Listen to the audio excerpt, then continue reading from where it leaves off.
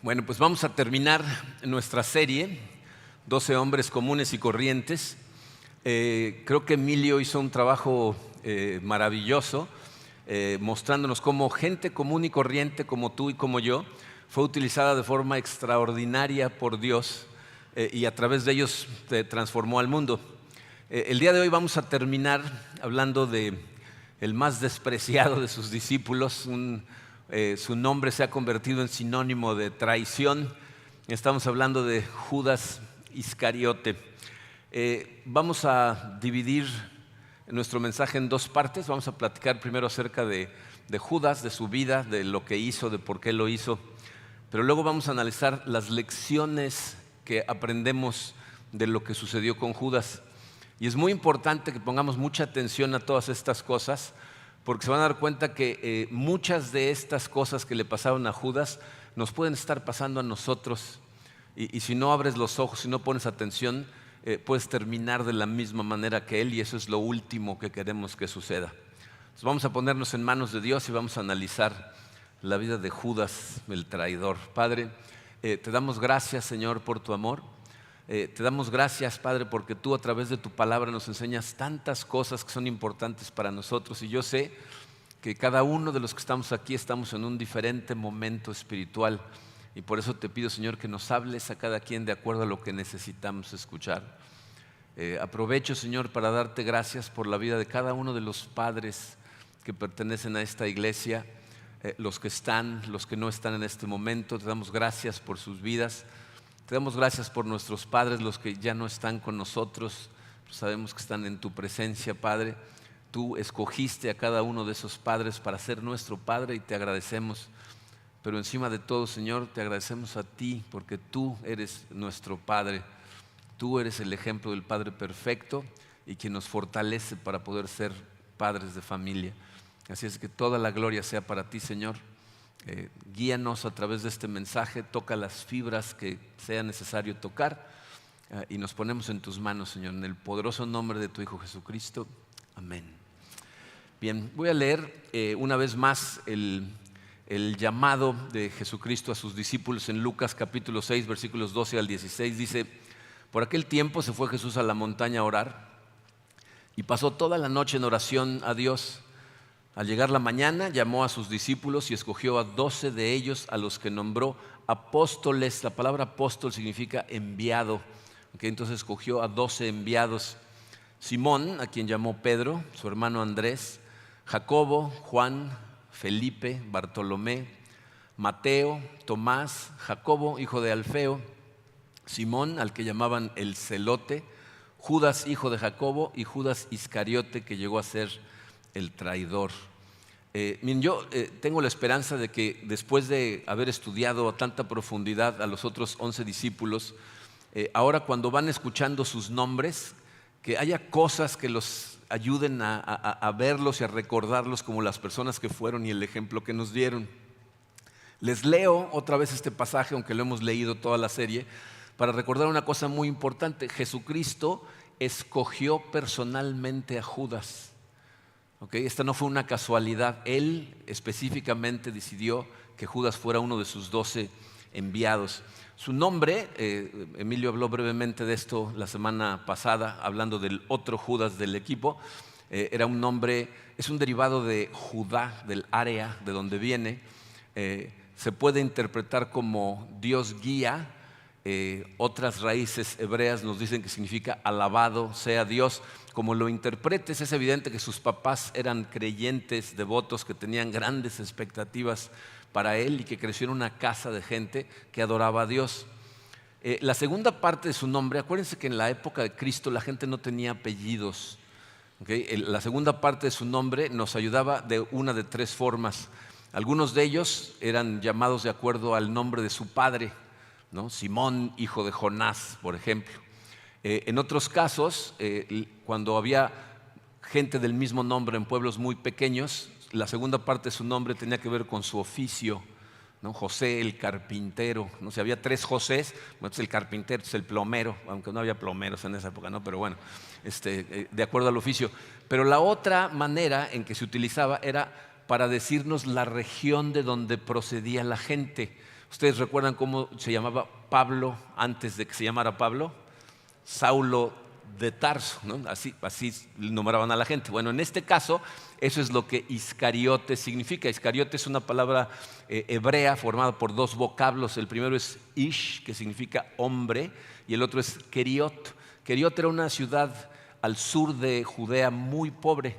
Entonces, su nombre literalmente era Judas de Iscariot, ¿okay? O sea, de Keriot. Este es un dato importante porque al parecer Judas es el único de los discípulos que no proviene de Galilea. Es el único que viene de fuera. En la Biblia lo vemos siempre como una figura más bien solitaria, ¿no? No hay evidencia de que los otros lo hayan tratado de forma diferente o lo hayan excluido, pero es muy probable que él se haya visto a sí mismo como un colado a la fiesta. Yo creo que todos hemos experimentado el relacionarnos a veces con gente que el grupo en el que nos relacionamos contiene a gente que se conocen desde hace 20 años, que han crecido juntos, que han pasado un montón de aventuras juntos, que se acuerdan de 1000 cosas y tú llevas de conocerlos 2 meses. Y entonces no te sientes realmente parte de. Y es muy probable que esto le hubiera sucedido a Judas, lo cual le ayudó de 2 maneras. Una, muy probablemente le ayudó a justificar la traición. Y en segunda, de alguna manera le fue fácil actuar con hipocresía porque los demás no lo conocían lo suficientemente bien. De hecho, tan lo conocían mal que llegó a ser el tesorero del grupo. El que cargaba con la bolsa del dinero porque los demás confiaban en él. Pero nosotros sabemos que él abusó de esa posición para robarse el dinero que iban poniendo en la bolsa. En Juan 12, cuando nos cuentan la historia de María, la hermana de Marta y de Lázaro, que derrama un perfume de nardo sobre Jesucristo y unge su cabeza. El perfume es un perfume carísimo, ¿eh? En uno de los evangelios nos dicen que costaba 300 denarios. ¿Entienden lo que eso significa? Un denario era el salario de un día. Entonces imagínate comprarte un perfume que te cueste el salario de un año o de casi un año, pues ese era el valor del perfume. Y entonces María llega, derrama el perfume y Judas, si se acuerdan, se queja. Dice Juan 12, versículos 4 al 6, Judas Iscariote, que era uno de sus discípulos y que más tarde lo traicionaría, objetó: ¿por qué no se vendió este perfume que vale muchísimo dinero para dárselo a los pobres? Miren, quiero que sean conscientes, antes de continuar con ese pasaje, que esa frase que acabamos de escuchar es la única frase que vemos a Judas decir en una conversación con los discípulos y con Jesús. Lo vemos hablar en otras ocasiones cuando vende a Jesucristo o cuando pregunta hipócritamente: ¿seré yo, Señor? Pero la única vez que él dice algo, como opinando en cuanto a algo en una conversación, es esa frase, y ahorita van a ver por qué eso es importante.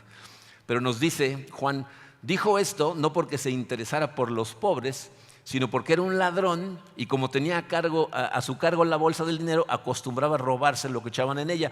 Juan, recuerden, está escribiendo en retrospectiva. O sea, este evangelio se escribió muchos años después de que estas cosas sucedieron. Entonces, de alguna manera, como que Juan está viendo hacia atrás y diciendo: y ese que cargaba con la bolsa del dinero, y con razón siempre faltaba dinero en la bolsa del dinero, ¿no? Este era un tranza que nos estaba volando el dinero y no nos habíamos dado cuenta, ¿no? Pero durante el tiempo que pasa con ellos en el ministerio de Jesús, los tenía todos engañados. Nadie desconfiaba de él, ¿no? Por ejemplo, cuando Jesús dice: uno de ustedes me va a traicionar, la Biblia no dice que todos voltearon a ver a Judas, no sé, como diciendo, seguro, o sea, no desconfiaban de él. Pero Jesucristo sabía perfectamente el tipo de persona que era Judas. De hecho, en esa enseñanza, la semana pasada, Emilio nos habló del momento en que Jesús les dice que si no comen de su carne y beben de su sangre, entonces no van a entrar al reino de los cielos. Y la gente dice: esa enseñanza está muy dura, ¿quién puede escucharla? Fíjense las palabras que dice a continuación Jesús. Juan 6, versículos 63 y 64 dice: las palabras que les he hablado son espíritu y son vida. Sin embargo, hay algunos de ustedes que no creen. Es que Jesús conocía desde el principio quiénes eran los que no creían y quién era el que iba a traicionarlo. O sea, Jesús sabía que Judas no creía en él a nivel espiritual. Desde el principio lo sabía. Entonces surgen varias preguntas, ¿no? La primera que les puse ahí es: ¿por qué escogería Jesús a Judas? ¿No? Si sabe perfectamente quién es, que no cree y que lo va a traicionar, ¿para qué lo escoge? Miren, el plan de Dios incluía una traición. Y Jesús conocía perfectamente el corazón de Judas. La traición de Judas estaba escrita, estaba profetizada. En Hechos 1, después de que Jesús asciende al cielo, Pedro le da un discurso a los 120 discípulos que están ahí para convencerlos de que necesitan sustituir a Judas con alguien más. Pero escuchen sus primeras palabras. Hechos 1, versículo 16 dice: hermanos, tenía que cumplirse la escritura que por boca de David había predicho el Espíritu Santo en cuanto a Judas, el que sirvió de guía a los que arrestaron a Jesús. O sea, David, siglos antes de que naciera Judas, había escrito estas palabras en el Salmo 41. Salmo 41, versículo 9 dice: hasta mi mejor amigo, en quien yo confiaba y que compartía el pan conmigo, me ha puesto la zancadilla. Bien, esto voy a hacer un pequeño paréntesis, porque nos muestra una de las reglas fundamentales de la interpretación bíblica. El Nuevo Testamento ilumina al Antiguo Testamento, nos da testimonio o nos ayuda a entender lo que significa el Antiguo Testamento. Si tú nada más tuvieras el Antiguo Testamento y leyeras ese pasaje, Salmo 41:9, podrías pensar que David está hablando acerca de sí mismo. Hasta mi mejor amigo me va a traicionar, y dices: pues este es David. Pero aquí en el Nuevo Testamento nos dicen que David no está hablando de él, que está hablando de Jesucristo. Y luego Jesucristo confirma esto cuando en Juan 3:18, cuando está lavándole los pies a los discípulos, dice estas palabras: no me refiero a todos ustedes, yo sé a quienes he escogido, pero esto es para que se cumpla la escritura: el que comparte el pan conmigo me ha puesto la zancadilla. O sea, Jesús está citando el Salmo 41, versículo 9, diciéndoles a ellos, dice: yo sé que uno de aquí me va a traicionar cumpliendo la escritura. Entonces, todo sucedió de acuerdo al plan de Dios. Pero aquí hay una cosa que necesita quedarte clara, porque es una de las cosas que más confunde a la gente en su fe. Judas escogió seguir a Jesús voluntariamente y escogió traicionarlo voluntariamente. Esta es una de las lecciones más importantes que necesitas aprender y creer. Todo sucede bajo la soberanía de Dios, pero cada uno es responsable de sus acciones. Todo lo que sucede es porque Dios decreta que suceda, pero las acciones que nosotros tomamos son nuestra responsabilidad. La Biblia no nos da ninguna explicación de cómo reconciliar estas dos verdades, simplemente nos las enseña. Y lo mejor que podemos hacer es creerlas, porque hay mucha gente que lo que hace es eleva una a costo de la otra. O sea, hay gente que eleva la soberanía a tal grado que resulta que se anula la responsabilidad del hombre, ¿no? Una vez platicando con una mujer, había tenido una relación fuera del matrimonio y había quedado embarazada. Y me dijo: fue la voluntad de Dios que yo tuviera un bebé. ¿Hay voluntad de Dios en lo que va a pasar en la vida de ese bebé? Totalmente. Pero los responsables del acto son ella y el hombre con el que tuvo el bebé. Entonces no puedes elevar la soberanía de Dios para anular tu responsabilidad de las cosas. Y hay gente que hace lo contrario: eleva la responsabilidad del hombre, pero hace menos la soberanía de Dios. O sea, hay gente que piensa que le tiene que echar una manita a Dios para que se cumpla su plan, ¿no? Como Abraham, ¿no? Que dijo: pues me prometió un hijo y no me lo ha dado, entonces lo voy a tener con la sirvienta, ¿no? O sea, ahí él está diciendo: Dios no va a cumplir con su plan, lo voy a tener que cumplir yo. De ninguna manera, las dos cosas son reales. Dios va a cumplir con su plan, pero tú eres responsable de lo que haces. Y uno de los mejores lugares donde puedes ver esas dos verdades declaradas de forma transparente es en el caso de la traición de Judas. En Lucas 22, versículos 20 al 22, fíjense lo que dice Jesucristo: pero sepan que la mano del que va a traicionarme está con la mía sobre la mesa. Lo que está diciendo es: me va a traicionar a alguien que es un amigo personal que está sentado en esta mesa. Y escuchen las siguientes dos cosas que dice: la verdad, el Hijo del Hombre se irá según está decretado, pero ay de aquel que lo traiciona. ¿Qué está diciendo Jesús? Jesús va a morir traicionado por un amigo por decreto de Dios, pero el que lo traiciona es totalmente responsable de lo que está haciendo. Dice: ay de aquel que me va a traicionar. Y acuérdense que está diciendo estas palabras en frente de Judas. Vamos a hablar un poquito más de eso al final del mensaje. Otra pregunta que me vino a mí a la cabeza fue: ¿por qué decidió Judas seguir a Jesús. Si no creía, ¿no? O sea, a nivel espiritual, ¿por qué lo siguió? Miren, creo que una de las cosas que hizo Emilio muy bien durante la serie es tratar de hacernos entender que lo que estamos leyendo cuando leemos los evangelios no es una novela.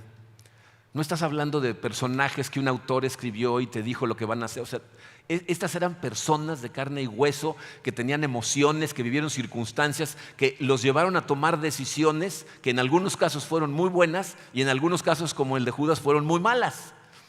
Judas vivió durante una época en donde había una gran expectativa mesiánica. A través de la historia ha habido momentos de avivamiento espiritual por causa de personas que Dios manda. En este caso, Dios había enviado a Juan el Bautista gritándole a la gente: preparen el camino del Señor porque se acerca el reino de Dios. Entonces empieza a haber una expectativa acerca de la llegada del Mesías. Y como estos aparte están hartos de Roma, que los tiene pisoteados, cuando oyen de Jesús, oyen de sus milagros, piensen en esto: Judas fue a Jesús.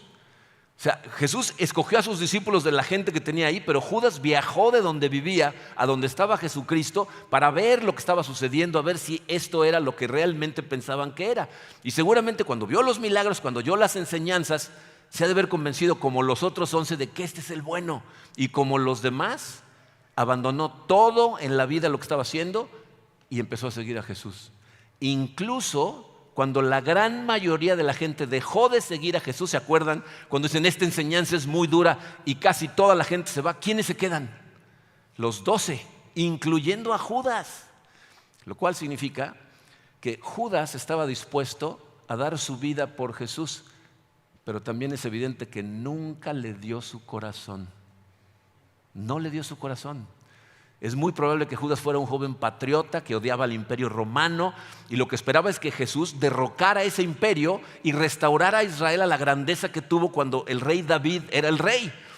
Entonces seguro pensó: no hombre, si derrocamos a Roma y este se convierte en el rey de Israel, a lo mejor me nombran a mí secretario de finanzas, ¿no? Y entonces ya no es la bolsita de dinero, ¿no? O sea, está pensando en lo que hay en él, ahí para él, ¿no? O sea, lo veían con el poder para hacer esas cosas. Pero es evidente que Judas jamás se sintió atraído a Jesucristo en sentido espiritual. Lo que motivó siempre a Judas fue su deseo de ganancias egoístas, sus ambiciones mundanas, la avaricia, la codicia.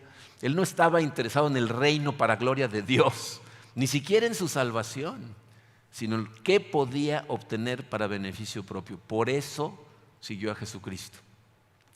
¿Por qué decidió traicionarlo?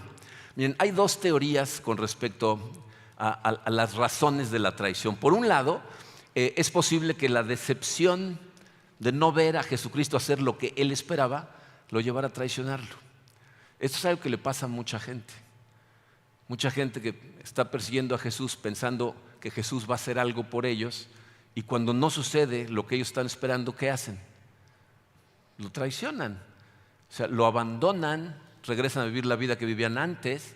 O sea, es exactamente lo mismo que hizo Judas, ¿no? No me vas a dar lo que yo quiero, pues entonces no te sigo.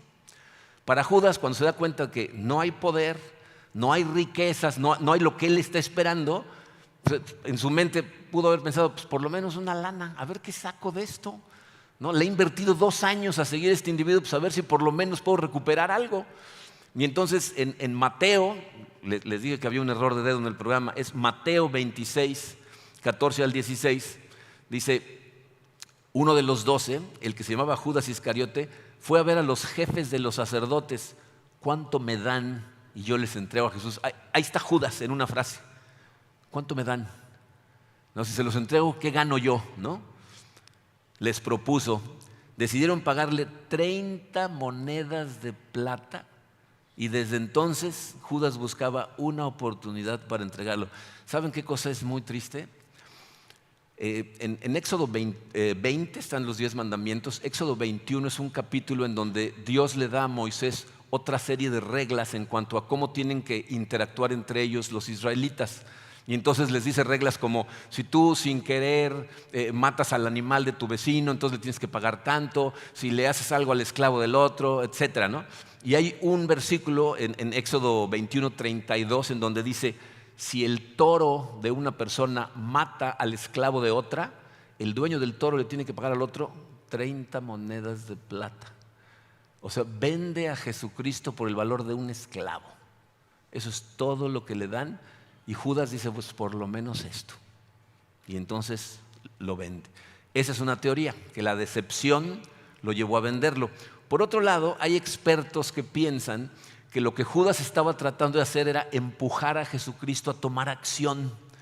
O sea, está emocionado por lo que puede suceder si es realmente el Mesías, pero está frustrado. Dice, ¿por qué se porta tan amoroso y tan humilde? ¿Y por qué todo el tiempo agachando la cabeza? A lo mejor si lo traiciono, cuando llegan los soldados a arrestarse, no tengan más remedio que defenderse, ¿no? Tengan que eliminar a algunos soldados. Entonces va a venir el resto del ejército, va a derrocar a Roma y vamos a tomar el poder. No sabemos cuál de las dos es realmente, pero cualquiera de las dos tiene que ver con sus deseos mundanos que lo llevaron a hacer lo que hizo. Y entonces viene la traición. Ahí mismo en Mateo 26, de hecho es muy interesante porque es justamente lo que sigue después del pasaje que les leí. Miren, justo después de que Jesús permite que María derrame el perfume sobre su cabeza, Judas habla, Judas se queja, ¿no? Dice, ¿pero por qué permiten que se derrame esto? Es la única vez que habla. Y Jesucristo lo reprende. Le dice, déjala en paz, está haciendo algo hermoso. Todo el mundo va a saber de lo que está haciendo ella. Y lo siguiente que sucede, Judas sale corriendo a acordar con los jefes de los sacerdotes y a preguntarles cuánto le dan si lo traiciona. O sea, ese momento en donde dice, ni siquiera los 300 denarios no voy a poder robar, es cuando el corazón de Judas dice, ya, no aguanto más, y va y lo vende, ¿no? Entonces, acuerda venderlo por 30 monedas de plata. Y dice el pasaje, si se acuerdan, y está buscando la oportunidad. ¿Qué oportunidad es esa? ¿Qué oportunidad está buscando? Un momento en donde no esté el pueblo presente, porque aparte de todo Judas es un cobarde. Y entonces tiene miedo de lo que va a suceder cuando lo venda. Entonces quiere hacerlo cuando estén los menos posibles y encuentra su oportunidad al terminar la última cena, ¿no? Antes de la última cena, Jesús, conocemos los evangelios, le lava los pies a sus discípulos y me parece a mí muy interesante que mientras les explica lo que está haciendo, veladamente le está hablando a Judas. No sé si se han dado cuenta de esto, pero ¿se acuerdan de la interacción que tiene Jesús con Pedro cuando les está lavando los pies a los discípulos? O sea, la acción de lavarle los pies a los discípulos es una acción humillante, porque es una acción reservada para esclavos. Y entonces Jesús le va lavando los pies a los discípulos y cuando llega Pedro le dice, no puedo permitir que tú me laves los pies a mí, déjame lavártelos yo a ti. Y Jesús le dice, si no me permites lavarte los pies, no vas a tener parte conmigo en nada. Y Pedro, el exagerado, le dice, entonces dame un baño de tina, ¿no? O sea, entonces no nada más los pies, la cabeza, báñame todo, ¿no? Pero fíjense las palabras que le dice Jesucristo. Juan 13, versículos 10 y 11 dice, el que ya se ha bañado no necesita lavarse más que los pies, le contestó Jesús, pues ya todo su cuerpo está limpio y ustedes ya están limpios, aunque no todos. Jesús sabía quién lo iba a traicionar y por eso dijo que no todos estaban limpios. O sea, Jesús le está hablando a Judas en todo momento y me parece maravilloso. Unos versículos más adelante vemos cómo Dios utiliza absolutamente todo para el bien de quienes lo aman realmente, porque va a utilizar la predicción de la traición para ayudarle a los demás discípulos a creer. Después de que les dice esas palabras, el que comparte el pan conmigo me ha puesto la zancadilla. Fíjense lo siguiente que dice Juan 13, 19. Les digo esto ahora antes de que suceda para que cuando suceda crean que yo soy. Se les está diciendo, me van a traicionar uno de ustedes y se los estoy diciendo desde ahorita para que cuando suceda no se sorprendan y crean que yo soy, el nombre de Dios, yo soy. Después de lavarle los pies a los discípulos, les vuelve a decir, uno de ustedes me va a traicionar. Evidentemente, están sentados a la mesa y Pedro no está junto a Jesús. El que está junto a Jesús es Juan. Y entonces Pedro le dice a Juan, pregúntale que de quién está hablando, ¿no? Entonces Juan le dice, ¿qué dicen que quién va a ser, no? Y entonces Jesucristo dice, al que yo le dé este pedazo de pan que voy a mojar en el plato, y en ese momento remoja el pan y se lo da a Judas. La Biblia, de acuerdo a Juan, dice que en ese momento Satanás entra al corazón de Judas y Jesucristo le dice, lo que vas a hacer, hazlo pronto. Judas en ese momento se levanta y sale de ahí. Y curiosamente, los demás discípulos no entienden lo que está pasando. O sea, Juan dice que todos piensan que lo mandaron a comprar algo, ¿no? Judas, vete por las chelas, córrele, ¿no? Era vino, no eran chelas, pero bueno. La cosa es que Judas en ese momento sale y tú y yo sabemos a dónde va. Va por los soldados. Jesucristo, pongan mucha atención a esta parte porque es importante, termina el capítulo 13 instituyendo la cena del Señor. Y sean conscientes de que se espera para instituir la cena del Señor hasta que Judas ya no está ahí. Él no es parte de esa celebración. ¿Por qué? Miren, relean esta parte de los evangelios y fíjense cómo cuando Jesús les dice, alguien me va a traicionar, uno por uno de los discípulos le preguntan, ¿acaso seré yo? O sea, ¿qué están haciendo los discípulos cuando se preguntan, ¿seré yo? Están haciendo un análisis de corazón. Si tú analizas tu corazón, vas a ser consciente de que eres perfectamente capaz de traicionar a Jesucristo, que está en nuestros corazones oscuros el hacerlo. Y entonces ellos, espantados, le dicen, Señor, ¿seré yo? ¿Yo soy el que te va a traicionar? Y si se fijan, Judas también pregunta, ¿acaso seré yo? O sea, Judas sabe, pero ya lo vendió, ya acordó con los otros, nada más está buscando la oportunidad, lo cual significa que, ¿por qué pregunta Judas? Para cubrir las apariencias. Es decir, en el corazón de Judas no hubo ningún análisis personal. No analizó su corazón, no analizó lo que estaba a punto de hacer. Y yo creo que por eso, en la primera carta a los Corintios, en el capítulo 11, Pablo nos dice que debemos analizar nuestro corazón antes de celebrar la cena del Señor. Cada uno de ellos hizo un análisis, pero Judas no lo hizo. Entonces Jesucristo se espera hasta que Judas se va y dice, ahora sí vamos a celebrar la cena del Señor. El punto culminante lo vemos en el capítulo 18 de Juan. Como sabemos, terminan la cena, se van a Getsemaní. Jesús se lleva a sus 3 discípulos más cercanos, les pide que se mantengan en oración. Él va y derrama su corazón ante el Padre. Y Judas, que sabe perfectamente en dónde van a estar, se llega con, dice la Biblia, un destacamento de soldados. ¿Saben lo que eso significa? Dependiendo del experto que leas, es entre 300 y 600 soldados. O sea, le tenían pánico a Jesucristo porque sabían la capacidad de lo que podía hacer. Pero llegan todos y nos dice Juan que Jesucristo les sale al encuentro sin ningún problema. Juan 18, versículos 4 y 5, dice Jesús, que sabía todo lo que le iba a suceder, le salió al encuentro. ¿A quién buscan?, les preguntó. A Jesús de Nazaret, contestaron. Yo soy. Sin miedo, no se trata de esconder, no se trata de escabullir. ¿Se acuerdan cuántas veces trataron de apresarlo y se escabullía? ¿Por qué en esta no se escabulle? ¿Cuántas veces Jesucristo dice, mi hora aún no ha llegado?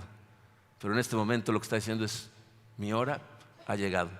Y la va a enfrentar obedientemente. Judas, nos dice la Biblia, con un beso lo traiciona. Y Jesucristo, aún en medio de la traición, le dice, amigo, ¿qué estás haciendo aquí? O sea, todavía en ese momento Jesucristo le está tirando una línea a Judas. Todos sabemos lo que sucede a continuación. Jesús es arrestado ilegalmente, pero vamos a seguir nosotros la historia de Judas. La muerte de Judas es lo siguiente en su programa. En el momento en que Judas es consciente de que Jesús ni siquiera trata de defenderse, se arrepiente de lo que hizo. Dice, Mateo 27, versículos 3 al 5, dice, cuando Judas, el que lo había traicionado, vio que habían condenado a Jesús, sintió remordimiento y devolvió las 30 monedas de plata a los jefes de los sacerdotes y a los ancianos. He pecado, les dijo, porque he entregado sangre inocente. Y eso a nosotros, ¿qué nos importa?, respondieron. Allá tú. Entonces Judas arrojó el dinero en el santuario y salió de ahí. Luego fue y se ahorcó. Completado el trato, como que su conciencia se despierta. Yo no sé si empezaron a pasarle por la cabeza el recuerdo de todas las escenas de lo que había vivido en compañía de Jesucristo. No se puede sacar esos pensamientos de la cabeza. De pronto el dinero pierde totalmente su valor. Va, lo avienta en el santuario, los líderes religiosos, los sacerdotes, se burlan de él. ¿A nosotros qué nos importa? Ya tenemos lo que queremos. Y Judas va y se quita la vida. Bien, el pecado invariablemente trae culpa. Para Judas lo que le trajo fue un sufrimiento insoportable. Pero hay una cosa que tienes que recordar. Remordimiento no es lo mismo que arrepentimiento. El remordimiento es mundano. Es ese malestar, esa emoción incómoda que sientes cuando te cachan, ¿no? O cuando tú mismo sabes que lo que estás haciendo está mal. Arrepentimiento es una palabra que significa cambio de dirección, de la dirección que llevabas en contra de Dios a Dios. Arrepentirte significa empezar a caminar correctamente de la mano de Dios. Judas aquí no estaba sentido porque había pecado contra Cristo, sino porque no le satisfacía la forma en que él había esperado que le iba a satisfacer. ¿Suena familiar? ¿Cuántas veces la gente caemos en pecado buscando esa satisfacción temporal que el pecado siempre da para luego quedar todavía más vacíos que antes? Y eso es exactamente lo que le pasa a Judas. Tiene un remordimiento. Si esto hubiera sido un arrepentimiento genuino, Judas no se hubiera quitado la vida. Hubiera corrido a Dios. Hubiera pedido misericordia. Mucha gente se pregunta, ¿y entonces Judas fue perdonado o no fue perdonado? Judas no pidió perdón. Judas se fue al infierno. ¿Se pudo haber salvado? Acuérdense que esa misma noche lo traicionaron dos personas. Una fue Judas, el otro fue Pedro. Pero Pedro regresó a Jesucristo arrepentido y empezó a caminar en la dirección de Dios. No recibió perdón, no porque no lo mereciera. ¿Quién merece perdón? Nadie. Pero Primera de Juan nos dice que Dios es justo y si confiesas tus pecados, te perdona. Pero Judas nunca pidió perdón. ¿Qué aprendemos de su vida? 5 lecciones muy importantes. Número 1, estar rodeado del ambiente correcto no necesariamente cambia tu corazón.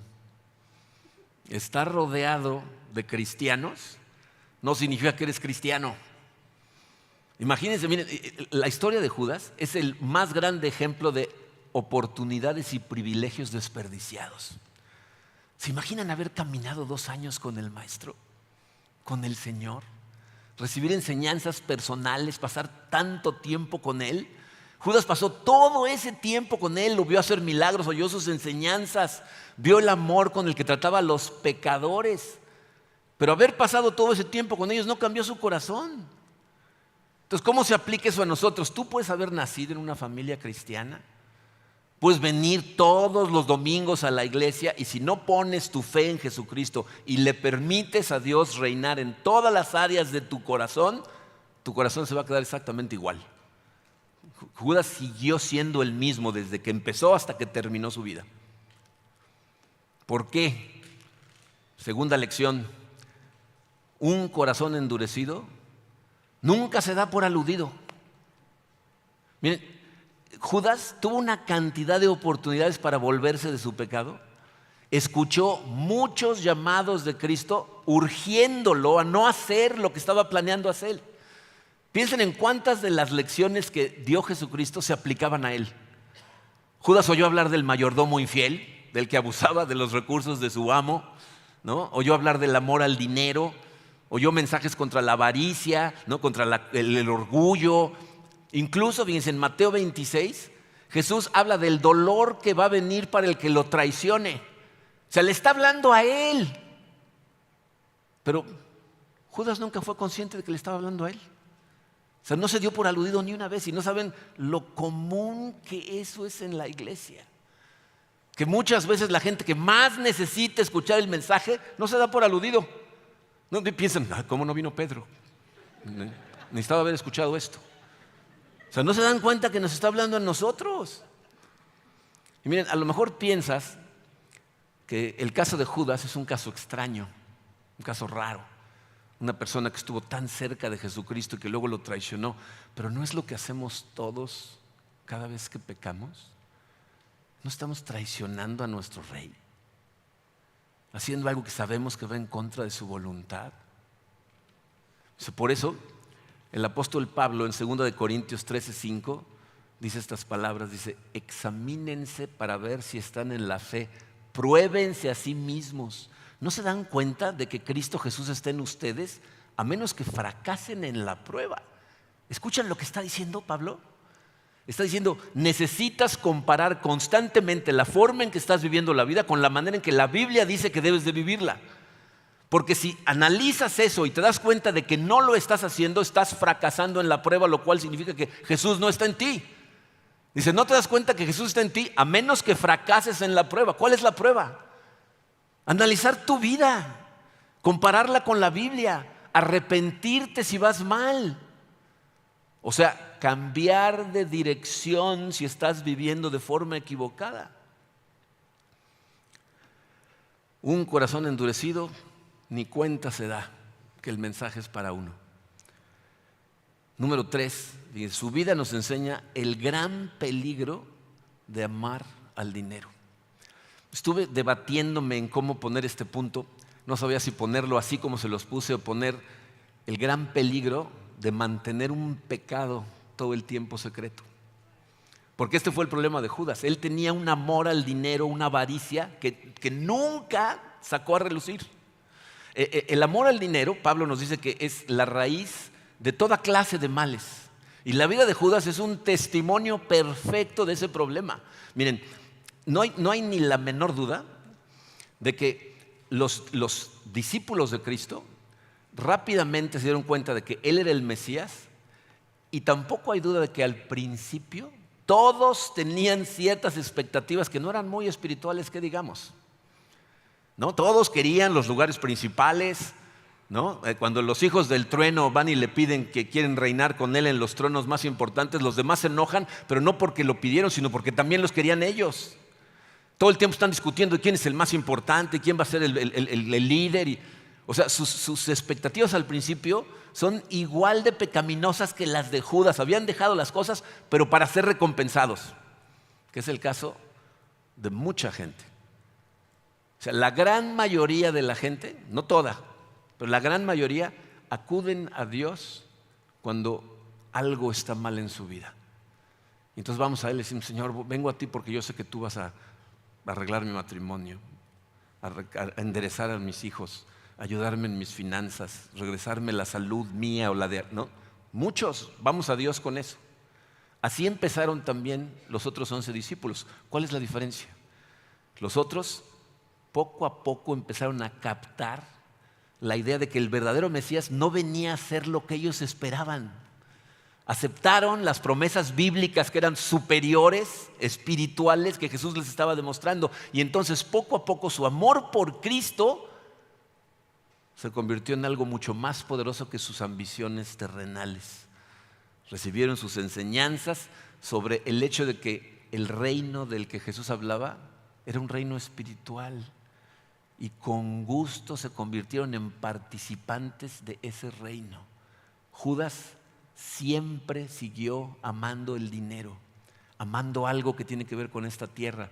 Y miren, eso es algo que nos tiene que dar clarísimo. El cielo es un lugar para la gente que ama a Dios por encima de todo lo demás. De todo lo demás. Y ese amor se demuestra con las decisiones que tomas en el día a día. Tú te vas a encontrar con disyuntivas diariamente entre cosas que compiten, que son espirituales contra materiales, contra terrenales. ¿No? Y cuando en ningún momento la Biblia dice tú tienes que tratar de ser el más pobre de todo el mundo. No está hablando de eso. O sea, Dios bendice de manera impresionante económicamente a muchos de sus seguidores y esa es su decisión. Pero cuando tú tienes la disyuntiva entre lo espiritual y lo terrenal, tu amor por Dios te va a ayudar a tomar las decisiones correctas. Judas jamás soltó su amor al dinero y por eso se desilusionó. Escondió su desilusión bajo la hipocresía, tratar de tener engañados a todos. No aceptó el reino espiritual y por eso lo perdió absolutamente todo. Y esto nos lleva de la mano a la cuarta lección. Su vida nos demuestra lo infructuosa que resulta la hipocresía. O sea, yo no sé por qué hay algunas personas que piensan que ser un buen cristiano se trata de tener engañados a los más posibles. Mientras más gente piense que yo soy una buena persona, entonces estoy del otro lado. Escucha esto bien, la entrada al cielo no es por mayoría de votos. ¿Okay? No van a decir, a ver, ¿cuántos opinan que le demos chance de entrar aquí a Marco? Ah, sí, yo lo vi predicar, que pase. Ah, ok, que pase. No tiene nada que ver. ¿Okay? Escucha esto claramente, la moralidad externa nunca ha salvado a nadie. A nadie.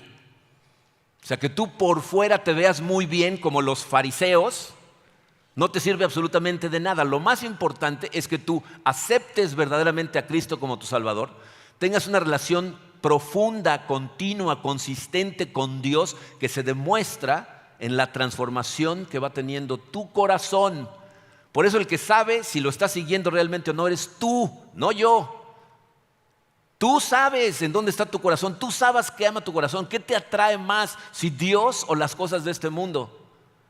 Judas tuvo engañados a todos los demás, pero acuérdate de esto, a Jesús no lo engañó nunca. Jesús siempre supo quién era Judas y su hipocresía no le sirvió de absolutamente nada. Ya me imagino a los otros 11 cuando vieron que era Judas, todos han dicho, ¡ah! ¿De qué le sirvió? De nada. La quinta lección es algo que necesitas recordar siempre, especialmente cuando esas decisiones se vuelven complicadas, cuando tu vida de pronto se pone oscura, cuando viene el dolor, cuando de repente el dinero falta, cuando no sabes qué está haciendo Dios, necesitas recordar esta lección. La voluntad soberana de Dios no puede ser impedida por nada ni por nadie. Los planes de Dios no los puede detener nadie. La traición de Judas parecía como el triunfo de Satanás, pero en realidad lo que significó fue la completa destrucción de toda la obra de Satanás. Apunten por ahí Hebreos 2:14 y léanlo cuando lleguen a su casa y van a ver que lo que dice ahí es que con su muerte Jesucristo anuló todas las obras de Satanás. Este es un ejemplo como, ¿se acuerdan de José, al que sus hermanos lo venden como esclavo y luego termina como el segundo más importante de Egipto y luego se revela ante sus hermanos que están muertos de miedo porque piensan que les va a hacer daño? ¿Se acuerdan lo que les dice José? Ustedes planearon esto para hacerme daño, para hacer mal, pero Dios lo utilizó para hacer el bien. Bueno, este caso multiplica eso mismo pero por 100,000 millones. Judas, los líderes religiosos, Satanás, todos planearon esto para hacer mal y Dios lo utilizó para hacer el mejor bien en la historia del ser humano. Entonces no importa qué trama el hombre contra Dios, no importa cuántos líderes en el mundo traten de destruir a su iglesia o su trabajo, nadie puede coartar los planes de Dios. Entonces cuando estés enfrente de esas situaciones que muchas veces te ponen según tú entre la espada y la pared, acuérdate, el plan de Dios es superior, siempre es mejor que el mío y mi deber es seguirlo, confiar en Él, seguir caminando de su mano. No pongas tus esperanzas en las cosas de este mundo, ponlas en Dios y en la vida eterna, porque eso fue lo que los otros 11 hicieron. Y acuérdate, ¿dónde están esos otros 11 en este momento y en dónde está el que se dejó llevar por el mundo? Sus planes son mejores y no se pueden impedir. Es posible que parezca un poco deprimente terminar con este mensaje, ¿no? Y uno de sus 12 se fue al infierno, ¿no? Pero en realidad el objetivo de esta serie es que recuerdes la vida de los otros 11 e incluso del que utilizaron para sustituir a Judas, a Matías. Porque estos individuos, hombres comunes y corrientes, gente vulnerable, débil, dudosa, con las mismas debilidades que tenemos nosotros, ellos sí le abrieron su corazón a Jesucristo y Dios los utilizó de forma maravillosa. Pero estudia sus vidas, vuélvelas a leer para que te acuerdes de que seguir a Cristo no significa la bonanza, la abundancia y la vida en una nube color de rosa hasta el final de tus días. Es un sacrificio diario. por ponerte a ti en segundo lugar, por poner a Dios en primer lugar, por darle toda la gloria a Él en todo momento. Pero te puedo asegurar, aunque es un reto para el ser humano hacerlo, el sacrificio vale totalmente la pena. Porque esta vida dolorosa que va a durar un santiamén va a ser después seguida por una eternidad en la presencia de Dios que te va a llenar de una manera que ni siquiera te imaginas. Eso es de lo que debes recordar cuando te acuerdes de sus discípulos. Su plan no puede ser coartado y es mucho mejor que el mío. Voy a seguir el de Él. Vamos a orar. Padre, Señor, te damos tantas gracias por haber dejado registradas estas cosas en tu palabra para que aprendiéramos de ellas. Sé, Señor, que tenemos corazones muy débiles, que nuestra carne muchas veces es muy fuerte, pero te pedimos, Señor, que nos llenes completamente de tu Espíritu, porque el Espíritu quiere seguirte a ti. No permita, Señor, que tengamos un corazón endurecido. Suavízalo de la manera en que lo encuentres necesario, Padre, para que tu palabra entre hasta el centro de nuestro corazón y empiece a hacer esa transformación en donde nos permita darnos cuenta de que tú eres lo más valioso en el universo, de que si te tenemos a ti no necesitamos de absolutamente nada más. Perdónanos, Señor, por la cantidad de veces que te hemos traicionado. Nos arrodillamos ante ti, te pedimos perdón y te pedimos que nos des la humildad de correr hacia ti, el valor, Señor, de reconocer nuestros pecados y de permitirte seguir transformándonos. Gracias por la vida de estos 11 hombres, Señor, que nos enseñaron lo que sucede en la vida de gente dispuesta, que está entregada a darte a ti toda la gloria. Gracias, Padre, en el nombre hermoso de tu Hijo Jesucristo.